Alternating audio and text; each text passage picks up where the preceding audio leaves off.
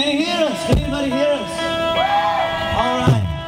Well, those of you who are lucky, we're going to do a song. We're doing it for TV right here. Close your eyes and I'll kiss you.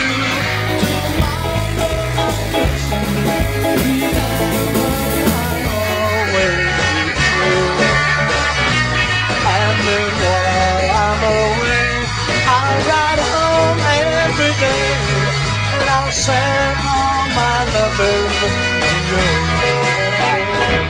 I'll pretend that I'm kissing and hope that my dreams will come true. And then while I'm away, I'll send all my loving to you.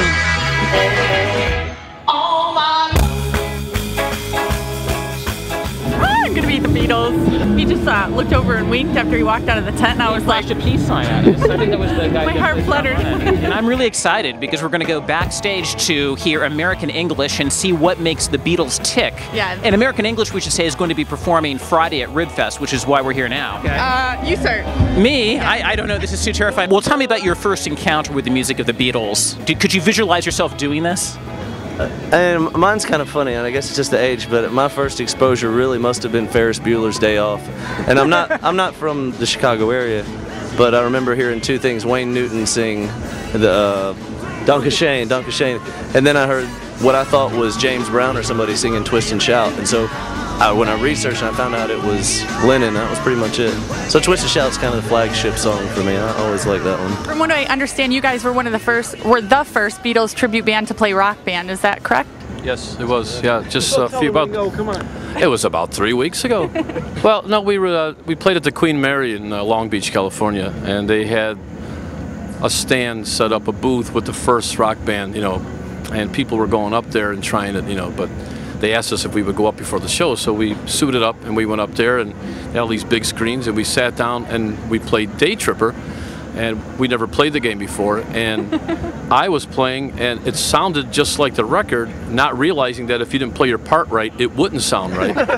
What are tryouts or tryouts for this group like? I mean, would you see a long line of people who look like Ringo Starr? What is it like? No, I never saw that. You can take your hand around their leg at the bottom. Yeah, skinny enough to do it. Yeah, I guess so. All of you, this is your real hair. Let's give it a pull, won't you? Ow. Sorry. Can you talk a little bit about your instruments? Do you have them specially made to be exactly what the Beatles played? They're authentic. They're authentic, either reproductions or actually authentic from the 60s. The Beatles are like 3 or 4 groups really in one. I mean, are you guys look like the early 1964, 1965 Beatles. Do you do another act where you're like 67, Sgt. Pepper, 68, 69, more hippie-ish? I mean, how does it? Yeah, we do the era changes. We do basically what the Beatles did. We progress in their history, and we come out and we do a psychedelic set, and then we come out and do what we call the rooftop. And we've done solo material where we've had the solo material outfits on, like he's had the army coat on, I've had like the white, you know, Bangladesh suit on, and he's had the wings, you know, outfit on. Do you have a Yoko Ono? No, we left her. She'd probably just ruin it anyway. We have to wait till the last set, then she comes around. So you woke up tomorrow and someone said, you can't do the Beatles anymore. What band would you want to pay a tribute to? A tribute? Well, who would you like to emulate? Well, that's a tough question. Ray Charles. I mean, this is my favorite. I love Ray Charles, but I can't be Ray Charles. I would definitely be in an AC/DC tribute.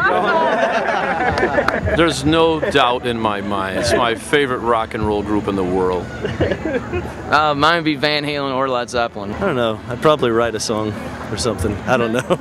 Do you ever experience Beatlemania? You know, like girls screaming and charging the stage and that? Or? Yeah, but I mean, it does. They'll do it on purpose. Sometimes there'll be the young ones come out. It's the subconscious. When the Beatles music hits the girls' ears, all of a sudden they'll go crazy. Yeah.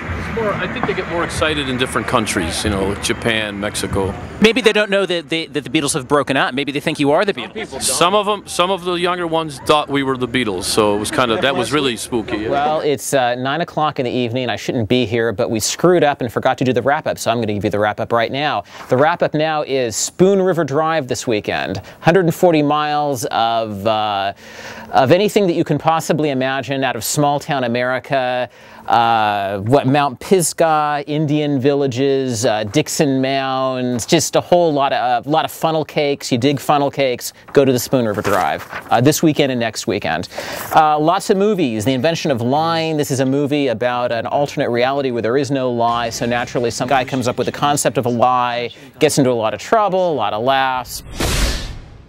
$800. It says here that you only have $300. It seems our system has made a mistake. Here you go. Today, I stumbled upon something that no man has ever stumbled on before. The world's first lie. Zombieland, Woody Harrelson.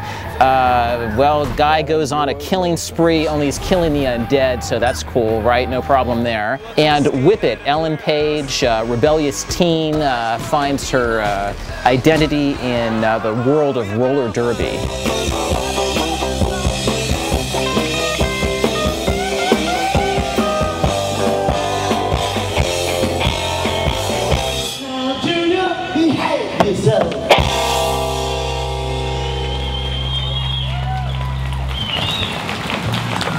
Thanks everybody, we'll be back at 7 o'clock.